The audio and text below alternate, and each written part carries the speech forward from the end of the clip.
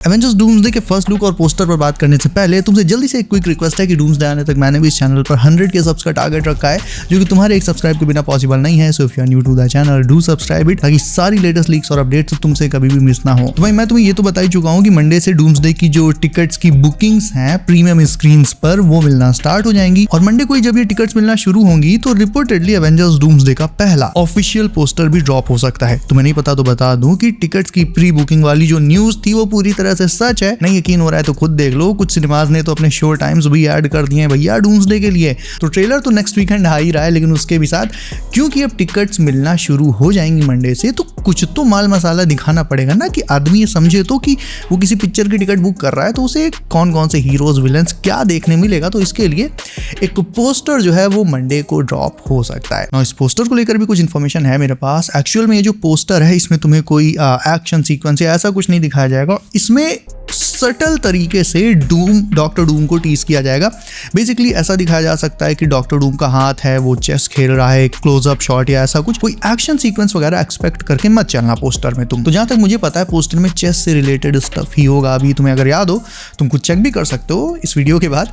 Robert Downey junior ने कुछ time पहले अपनी स्टोरी में एक चेस वाले एवेंजर्स डूम्सडे पोस्टर को भी लगाया था। वो पोस्टर ऐसा था जो कुछ स्पॉइल ना करते हुए भी डूम्सडे की हाइप बढ़ाने के लिए और उस मूवी की डेप्थ दिखाने के लिए काफी था। तो कुछ उसी तरह का एक पोस्टर भी मंडे को ड्रॉप हो सकता है। आते ही वैसे तो मैं तुम्हें बता ही दूंगा, और ट्रेलर आने से पहले ट्रेलर का ट्रेलर भी आ सकता है, क्योंकि इस टाइम देखो तुम जानते हो ट्रेंड चल रहा है, जो भी मेगा मूवीज होती हैं जिनका ट्रेलर बहुत ज्यादा अवेटेड होता है, पब्लिक पागल होती है कि भाई इसका ट्रेलर जल्दी आए जल्दी ड्रॉप हो, तो उनके ट्रेलर की डेट अनाउंसमेंट का भी एक टीजर आता है, मतलब ट्रेलर ऑफ अ ट्रेलर। और मुझे नहीं लगता कि डूम्सडे से बड़ी मूवी अभी तक मार्वल में कोई बनी है।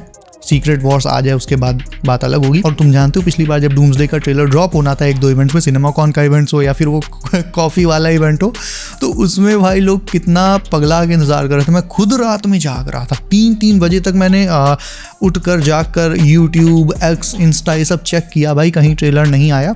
तो हाँ भाई इसकी हाइप तो है ट्रेलर की, और ऐसे ट्रेलर का ट्रेलर भी डेफिनेटली आना चाहिए।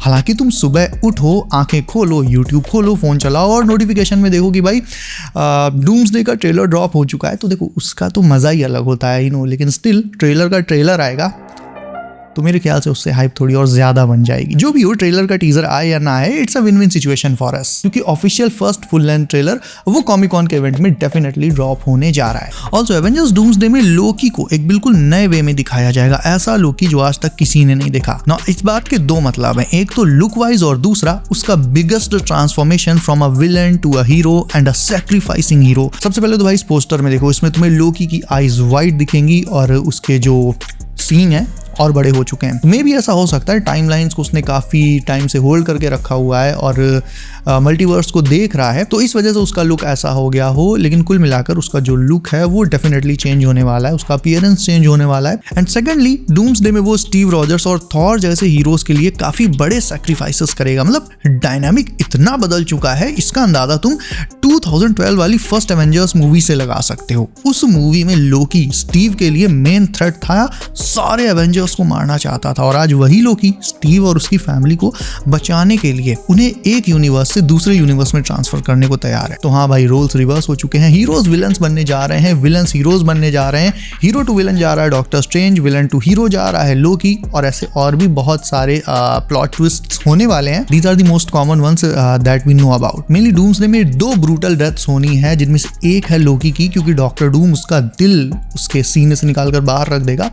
लेकिन जो दूसरी वाली डेथ है भाई, वो तुम्हें ये शक करने पे मजबूर कर देगी कि भाई डूम्सडे PG-13 ही है या कोई R-rated मूवी देख रहे हो तुम। दूसरी वाली डेथ जो होने वाली है वो होने वाली स्टीव रॉजर्स के बेटे की, जिसे डॉक्टर डूम लैथवेरिया में स्टीव के सामने मार देगा, और यही डेथ मेरे ख्याल से डूम्सडे में सबसे ज्यादा ब्रूटल होगी। मतलब सच बता रहा हूँ, ये सीन देखकर तुम्हारी रूह ना कांप जाए ना, तो मेरा नाम बदल लेना और बदल कर स्पाइडरमैन रख देना। स्पाइडरमैन ब्रांड न्यू डे में तुम्हें जीन ग्रे के बारे में और पोस्ट क्रेडिट सीन के बारे में भी कुछ नई अपडेट्स बता देता हूँ। असल में जीन ग्रे मूवी में अकेली नहीं है, बल्कि उसकी बहन भी होगी उसके साथ। और टीजर्स वगैरह में ये जो तुमने देखा कि जीन कई सारे पॉइंट्स पर विलन्स को कंट्रोल करके स्पाइडरमैन के अगेंस्ट उसे यूज कर रही है, इसका रीजन सिर्फ ये है कि DODC यानी डिपार्टमेंट ऑफ डैमेज कंट्रोल ने पहले स्पाइडरमैन को मैनिपुलेट किया जीन के अगेंस्ट, स्पाइडरमैन को ये बताया कि जीन ग्रे कोई हीरो नहीं है बल्कि वो पूरे न्यूयॉर्क के लिए खतरा है और इसीलिए डीओडीसी को स्पाइडी की मदद चाहिए जीन को पकड़ने में। और इसीलिए स्पाइडी ने ये वाला ट्रैकर बनाया जिससे वो जीन को ट्रैक कर रहा है कि वो किसके टू किसके माइंड में जंप कर रही है। और जीन इसीलिए विलन्स का माइंड कंट्रोल करके स्पाइडी से फाइट बैक कर रही है। ऑल्दो मूवी के एंड में ये गलतफहमी दोनों की दूर हो जाएगी, लेकिन इसके पीछे काफी बवाल भी होगा। और रही बात ब्रांड न्यू डे के पोस्ट क्रेडिट सीन को लेकर, तो भाई आई नो इसे लेकर तुम कंफ्यूज होगे क्योंकि पिछले 2-4 दिनों में इसे लेकर एक के बाद एक नई रूमर्स आई हैं। और इसे लेकर मैंने जो रिसर्च करी उससे मैंने जो पाया वो तुम्हारे साथ शेयर कर देता हूँ। सो बेसिकली सीन ये है कि मल्टीपल रूमर्स इसी तरफ इशारा कर रही हैं कि पोस्ट क्रेडिट सीन में समहाउ पीटर पार्कर 616 यूनिवर्स से निकलकर किसी और ही यूनिवर्स में चला जाएगा। कुछ लोग बोल रहे हैं कि वो जाएगा 828 में, लेकिन I don't think that's possible because अगर पीटर पार्कर 828 में जाता तो फैंटास्टिक फोर और डॉक्टर डूम उसे एज एन एनोमली अपने यूनिवर्स में ट्रैक कर लेते और फिर वो फैंटास्टिक फोर और डॉक्टर डूम के साथ 616 यूनिवर्स में वापस आ जाता जब वो लोग थंडरबोल्ट्स के पोस्ट क्रेडिट सीन में उस शिप से 616 यूनिवर्स में आए थे। लेकिन टॉम हॉलैंड का स्पाइडरमैन तो डूम्सडे में है नहीं, दैट मींस वो किसी और यूनिवर्स में गया तो है लेकिन 828 में नहीं गया है, वो किसी और ही यूनिवर्स में गया है। नौ मेरे ख्याल से ये जो यूनिवर्स है ये डॉक्टर डूम का होम यूनिवर्स हो सकता है, डॉक्टर डूम का ओरिजिनल यूनिवर्स। अगर तुमने वो वाली अपडेट मिस कर दी थी तो तुम्हें बता देता हूँ कि आरडीजे का जो डॉक्टर डूम है भले इस टाइम वो 828 यूनिवर्स में हो लेकिन वो ओरिजिनली यहाँ से बिलोंग नहीं करता है। उसका जो होम यूनिवर्स है, जो ओरिजिनल यूनिवर्स है, वो कोई अलग ही यूनिवर्स है। हो सकता है पीटर पार्कर समहाउ वहीं पहुंच जाए और इसीलिए सीक्रेट वॉर्स में जब डूम बैटल वर्ल्ड बनाएगा तो उसके उस ओरिजिनल यूनिवर्स का हिस्सा भी बैटल वर्ल्ड में होगा और उसी हिस्से के साथ पीटर पार्कर भी यानी टॉम हॉलैंड का स्पाइडरमैन भी बैटल वर्ल्ड में आ जाएगा। उसकी भी मेमोरीज पूरी तरह से वाइप हो चुकी होंगी।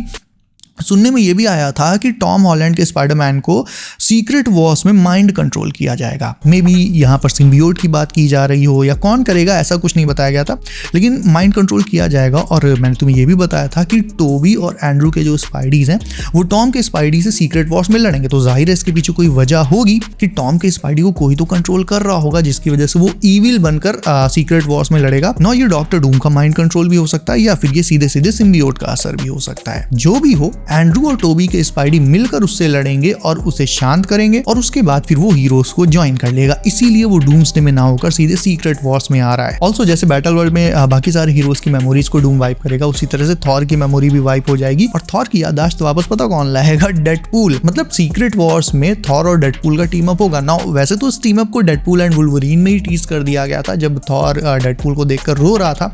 तो ये जो सीन था ये मुझे तो यही लगता है कि ये सीक्रेट वॉर्स का था।